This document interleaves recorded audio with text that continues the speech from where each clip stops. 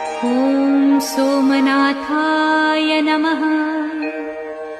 ॐ मल्लिकार्जुनाय नमः। ॐ महाकालेश्वराय नमः। ॐ ओंकारेश्वराय नमः। ॐ वैद्यनाथाय नमः। ॐ भीमशंकराय नमः। ॐ रामेश्वराय नमः।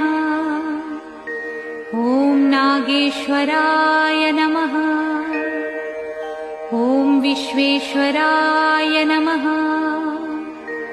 ॐ त्र्यंबकेश्वराय नमः। ॐ केदारेश्वराय नमः। ॐ भुस्मेश्वराय नमः।